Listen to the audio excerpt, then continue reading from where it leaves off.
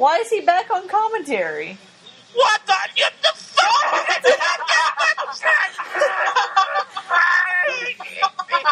stupid fucks! When a man turns heel, especially in his fashion, he does not go back on the commentary table! You stupid fucks! Why do you always get the simplest things wrong? The simplest things! And why am I looking up Christy Hemi's skirt? Hello, everyone. I am here doing a review with fucking no one. Yeah, it's just me tonight. Stuart's kind of down on wrestling right now, kind of thinking about jumping off and not talking about wrestling anymore, so I'm going to let him cool off for a while and just kind of do this review solo. So we are going to start this Raw talk, because that's what I've decided to call the show. Because Fan and Fanatic was kind of mine and Dee's thing, and Dee isn't here, and I can't really think of a clever name for this show, so that's what I'm going to call it. So on Raw Talk, we're actually going to talk about Raw and the Royal Rumble. Raw just finished up. I missed a part of it because I was doing a promo for one of the calls that I'm in. But anyways, let's talk about the Royal Rumble first. That'll be pretty quick. I thought all the matches were pretty good. I wasn't even all that excited about the Last Man Standing match, and it was actually a fairly good match. I was okay with it. The tag team match was great. I even thought Punk and Rock wasn't that bad. It wasn't amazing, but I didn't think it was bad. But I buy the Royal Rumble pay-per-view every year because I love the Royal Rumble match. I don't care if it's a gimmicky Royal Rumble. I don't care if it's a funny Royal Rumble. I don't care if it's a serious Royal Rumble. I always have fun with the Royal Rumble. We usually do a pool, Royal Rumble pool. Crossfade Fan 20 usually does it, but he does it, but he didn't do it this year. So I started up a little small one between me and some of my friends, and fucking Monoxide gets number 19, and as soon as John Cena comes out, I'm like, oh, fuck you, Steve. Anyways, so the Royal Rumble match was fun. We didn't have a lot of legends coming in this time. We had Chris Jericho's shocking return, which was fucking awesome. I always love to be shocked and be like, holy crap, that person's coming back. So that was really fun. You had the Godfather, who was there for a little bit. And then Goldust was there, and he had a good back and forth between his brother Cody Rhodes. So, I always love the Royal Rumble match, and so I really liked this pay-per-view. I always do, though. I love the Royal Rumble match. I don't even mind that Cena won, because he really hasn't been in the title picture for a while. We got our break from him, and I'm okay with it. What I'm not okay with is the fact that Rock did win the title, which I knew was going to happen. And so it's going to be Rock versus Cena again at WrestleMania, which is making a bunch of smart marks jump ship and want to sell their Mania tickets and the whole 9 yards. But, I already knew this match was coming, so Dee and I just plan on leaving before Rock Cena starts. It's going to be like a 45 fucking minute match, so we can leave and get back to the hotel by the time that's over.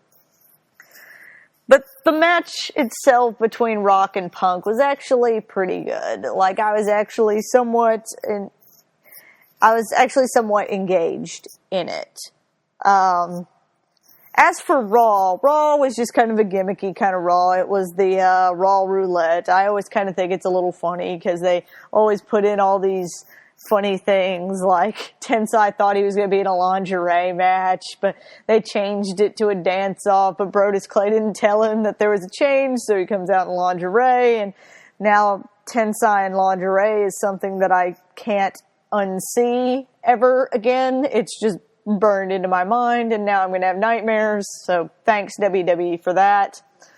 Some of the matches were okay. It wasn't amazing.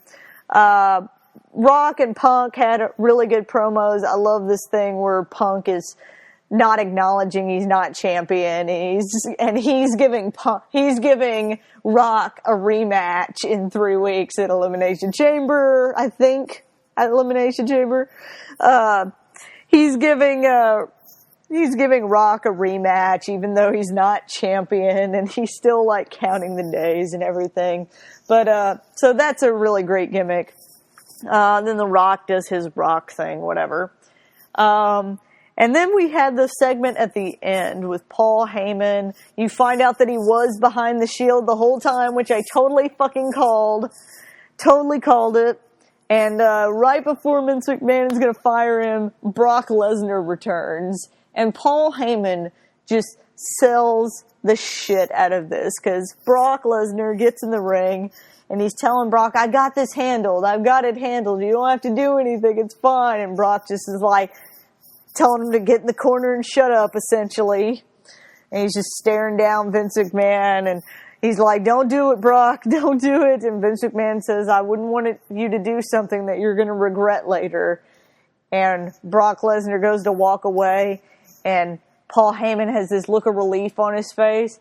And he turns around and gives Mr. McMahon the F5, and Paul Heyman is screaming, no, don't do this. Don't do this.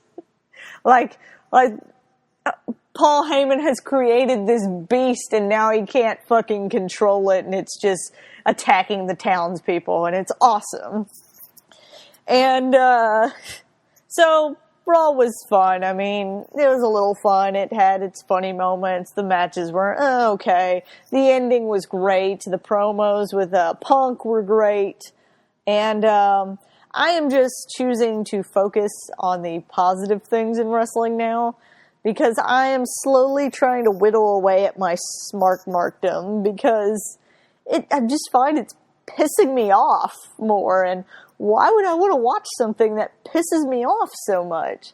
So I am ignoring the bad stuff, and I'm going to focus on the good stuff that I like in wrestling. And, I did end up watching TNA last week with Stuart and Monoxide. And of course, they were talking about how shitty it was the whole time. And actually, that beginning clip was from Impact, which was pretty funny. Ooh, excuse me. And, so, the only thing that I really was like, oh my god, that was retarded. Like, most of the time with Impact for me is like renting a really crappy monster movie, or like watching one of those original movies on Sci-Fi that like the CGI is all shitty. Sorry, I'm exhausted. The CGI is all shitty, and it's just like so bad it's funny. And I usually like to watch it with Steve, because he like flips out and is screaming, and it's hilarious to me, and it brightens my day. But they were just kind of like down in the dumpanies this time, so I didn't even bother to do a review. The only thing that made me go really on Impact was the fact that Austin Aries admits that his wins against Robert Roode are a fluke. Now, he does it just to try and get Robert Roode on his side, but still, it's like, why would you admit that those title reigns were just a fluke? I think that's retarded storyline-wise, but whatever, it's Impact. Who cares? So, that is my short review, and this proves that Stuart is the one that lengthens our review, because this one is only going to be like 8 to 10 minutes long as opposed to like 45 minutes long. Granted, it's more fun with Stuart because we ramble and it's hilarious. But anyways, sorry for the shortness of the video, although you guys probably prefer the short videos.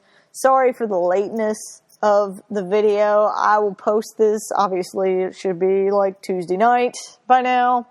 Right now it's Monday night. It'll be Tuesday night probably when I post this. And I'm going to try and be more regular with this, guys. I'm already more regular than I was, so there's that. Oh, and another thing. If you guys want to, no big deal. I have jumped on the Instagram bandwagon because I either join things way too early or way too late when it comes to popularity. So my sister bugged me to get an Instagram, and mostly I just post pictures from work. I'm trying to post a picture a day for work. My Instagram, you can look me up, Black Cat Feline. obviously. And you can follow me on Instagram if you want. It's mostly going to be nature pictures, but it's probably where I'm going to post a lot of our WrestleMania pictures when we do go to Mania. And yeah, that is it. And I will talk to you guys later. Bye.